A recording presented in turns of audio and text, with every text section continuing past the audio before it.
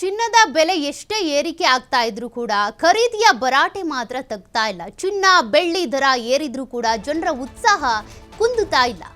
ಅಕ್ಷಯ ತೃತೀಯ ಬೇರೆ ಇತ್ತು ನಿನ್ನೆ, ಹೀಗಾಗಿ ಚಿನ್ನಾಭರಣಗಳ ಭರ್ಜರಿ ಸೇಲ್ ಆಗಿದೆ. ಬೆಲೆ ಎಷ್ಟಿದ್ರೂ ಕೂಡ ಅದನ್ನ ಚಿಂತಿಸ್ತಾ ಇಲ್ಲ ಚಿನ್ನ ಖರೀದಿ ಮಾಡುವಂತವರು. ಒಂದೇ ದಿನ ದೇಶವ್ಯಾಪಿ 20 ಟನ್ ಚಿನ್ನ ಬೆಳ್ಳಿ ಮಾರಾಟ ಆಗಿದೆ. 16,000 ಕೋಟಿಯಿಂದ 20,000 ಕೋಟಿ ವಹಿವಾಟಾಗಿದೆ ಅಂತ ಅಂದಾಜಿಸಲಾಗ್ತಾ ಇದೆ. ಕಳೆದ ವರ್ಷಕ್ಕೆ ಹೋಲಿಸಿದ್ರೆ ಚಿನ್ನದ ಬೆಲೆಯಲ್ಲಿ 35% ಏರಿಕೆ ಆಗಿದೆ. ಈ ರೀತಿ ಏರಿಕೆ ಆಗ್ತಾ ಇದ್ರೆ ಹೇಗಪ್ಪ ಚಿನ್ನ ಖರೀದಿ ಮಾಡೋದು ಅಂತ ತಲೆ ಮೇಲೆ ಕೈ ಹೊತ್ಕೊಂಡು ಕೂರ್ತಾ ಇದ್ರು. ಬಟ್ ನಿನ್ನೆ ಚಿನ್ನ ಎಷ್ಟೇ ಗಗನಕ್ಕೇರಿದ್ರು ಕೂಡ, ಬೆಲೆ ಹೆಚ್ಚಾಗ್ತಾ ಇದ್ರು ಕೂಡ ನಿನ್ನೆ ಚಿನ್ನದ ಖರೀದಿ ಭರಾಟೆಯಿಂದ ಸಾಗಿದೆ. ಎಷ್ಟು ಚಿನ್ನ ಮಾರಾಟ ಆಗಿದೆ ಅಂತ ನೋಡೋದಾದ್ರೆ ಹೋದ ವರ್ಷಕ್ಕೆ ಕಂಪೇರ್ ಮಾಡಿದ್ರೆ ಈ ವರ್ಷ 35% ಏರಿಕೆ ಆದರೂ ಕೂಡ ದೇಶದಾದ್ಯಂತ ನಿನ್ನೆ ಒಂದೇ ದಿನ 20,000 ಕೋಟಿ ಚಿನ್ನ ಸೇಲ್ ಆಗಿರೋದಂತೆ. ರಾಜ್ಯದಲ್ಲಿ ನಿನ್ನೆ ಭರ್ಜರಿ 3,000 ಕೋಟಿ ಬಂಗಾರ ಮಾರಾಟ ಮಾಡಲಾಗಿದೆ. ರಾಜ್ಯದಲ್ಲಿ ಒಟ್ಟು 2,380 ಕೆಜಿ ಚಿನ್ನ, 4,560 ಕೆಜಿ ಬೆಳ್ಳಿ ಮಾರಾಟ ಆಗಿದೆ.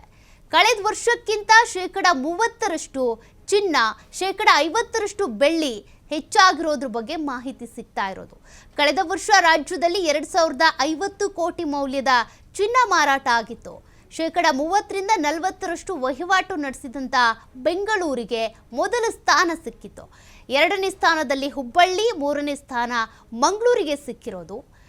ಇನ್ನು 21,000 ಮದುವೆಗಳಾಗಿರೋದು. ಕಳೆದ ವರ್ಷಕ್ಕೂ ಈ ವರ್ಷಕ್ಕೂ ಕಂಪೇರ್ ಮಾಡಿದರೆ ಚಿನ್ನ ಖರೀದಿ ಮಾಡುವಂಥವರು ಕೂಡ ಹೆಚ್ಚಾಗಿದ್ದಾರೆ. ಚಿನ್ನದ ಬೆಲೆ ಏರಿಕೆ ಆಗಿದೆ. ಜೊತೆಗೆ 21,000 ಮದುವೆಗಳಾಗಿದೆ ಅನ್ನುವಂಥದ್ರ ಬಗ್ಗೆ ಕೂಡ ಡೀಟೇಲ್ಸ್ ಸಿಗ್ತಾ ಇದೆ. ಅಂದರೆ ಅಕ್ಷಯ ತೃತೀಯದಂದೇ ಈ ವೈವಾಹಿಕ ಜೀವನಕ್ಕೆ 21,000 ಜೋಡಿಗಳು ಕಾಲಿಟ್ಟಿರೋದು. ದೆಹಲಿಯಲ್ಲಿ ನಿನ್ನೆ ಒಂದೇ ದಿನ 21,000 ಮದುವೆಗಳು ನಡೆದಿದೆ. ವಿವಾಹ ಸಂಬಂಧ ಒಂದೇ ದಿನ 1,000 ಕೋಟಿ ವಹಿವಾಟು ನಡೆದಿರೋದು. ಮದುವೆ ಛತ್ರಗಳಿರ್ಬೋದು, ಸಭಾಂಗಣಗಳು, ರೆಸಾರ್ಟ್, ಹೋಟೆಲ್ಗಳೆಲ್ಲವೂ ಕೂಡ ಭರ್ತಿಯಾಗಿದ್ವು.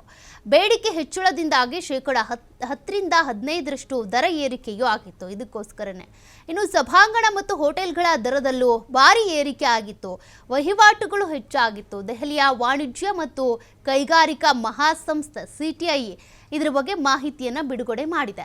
ಮದುವೆ ಬಜೆಟ್ನಲ್ಲಿ 10% ಉಡುಪು, 15% ಆಭರಣ, 4% ಉಡುಗೊರೆ ವಸ್ತುಗಳು, ಎಲೆಕ್ಟ್ರಾನಿಕ್ಸ್, ಸಿಹಿ, ಡ್ರೈ ಫ್ರೂಟ್ಸ್ ಇವೆಲ್ಲವೂ ಕೂಡ ಖರೀದಿ ಆಗಿರೋದು.